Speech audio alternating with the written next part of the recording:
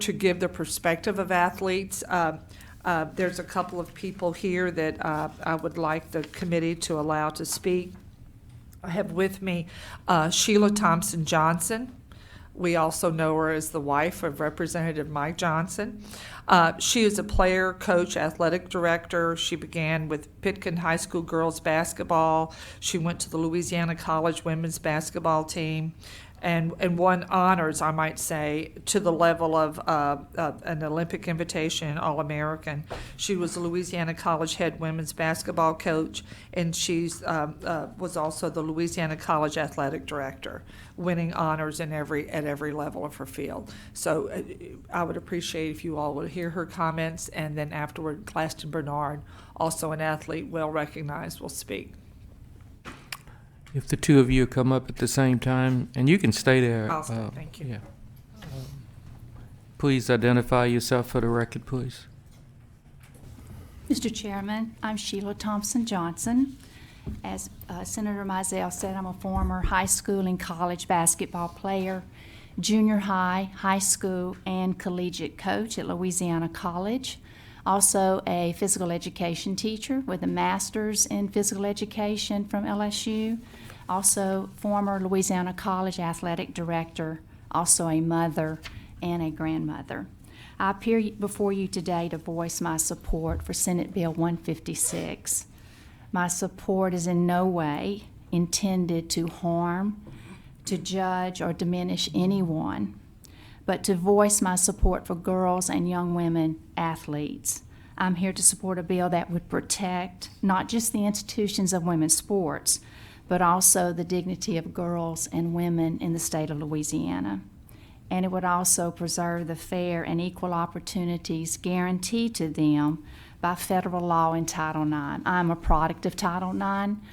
As 1972, when Title IX was passed, I was in the 7th grade. So I have been through that era of when Title IX was passed, previously to it, and also afterwards the effects of how that affected women's athletes. And it was not overnight that changes were made for women. I grew up the daughter of a dairy farmer in Pitkin in rural Vernon Parish. My parents worked extremely hard, and my brothers and sisters, long hours. Any of you that are familiar with dairy farming knows that it is not for the faint of heart. Though my father only had a 6th grade education, he understood the value of education and what an education would mean for me. Receiving a scholarship would be the only way that I would be able to attend college. My parents were not financially able to pay for college, and nor was TOPS available in the early 70s.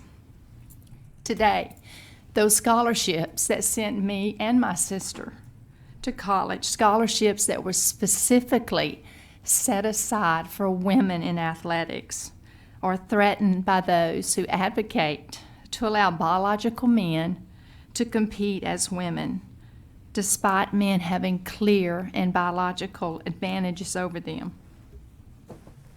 As a member of the Louisiana Sports Hall of Fame, a 2-time All-American, and a former collegiate athletic director, and which I take very much pride in being a physical education teacher, I can tell you that biological males do have a major and defining physical advantage over biological females.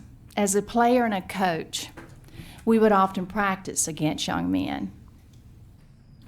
I would also, as a coach at the collegiate level, get young men to come and practice against my team. By practicing against young men, they provided superior speed, strength, and overall physical abilities, which would allow us to compete and be able to prepare to play at a higher level. And in playing at that higher level, as a player at LC, I played in a Final Four, AIAW Division II, and at Louisiana College as a coach, and NAIA, I've coached a Final Four team.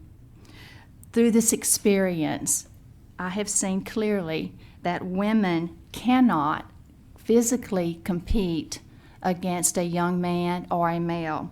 Even at the level of basketball skills that I developed and played, I could not have competed against a male.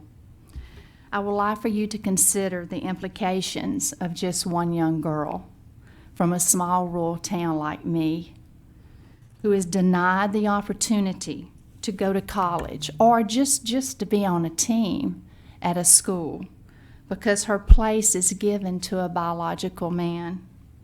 I feel certain that no one on this committee would want their daughter or granddaughter to be denied the opportunity to compete due to an inequality. I was one of those who benefited before me 49 years ago. That's how long it has been. I benefited from those who were bold enough to speak or vote for equality for women to compete in athletics. Without such a courage to speak or vote, to do the right thing, I would not be sitting here today. I am, even at the age of 62 years old, forever thankful for those that came before me that had the boldness and the courage. And that boldness and courage changed my life. The senators, representatives, and governor of the state of Louisiana are entrusted with very many important decisions. The fate of even one young girl is no less important. There are many more out there just like me 49 years ago when that law was changed. Your vote, your support, or veto of this bill could decide the future for biological females to be treated fairly and equally for generations to come, not just today into 2021. I support SB 156 because I believe in fairness and equality. I believe in protecting women and preserving the unique opportunities set aside for them in the law. I urge you, this committee, to say yes to preserving women's rights, to say yes to fairness and equality for women, and say yes to this bill for the future generations of girls that want to compete in athletics. Thank you so much for allowing me to be here today. It was my honor.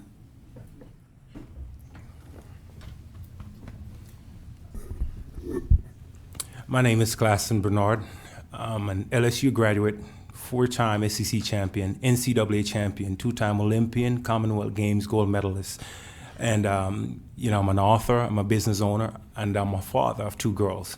But before I get any further, I want to stand up just for a second. I'm a 6'4" male, and that's why I stood up. I retired from track and field almost 10 years ago. And I took my daughters to the track just to introduce them to some of the events that I did as a decathlete.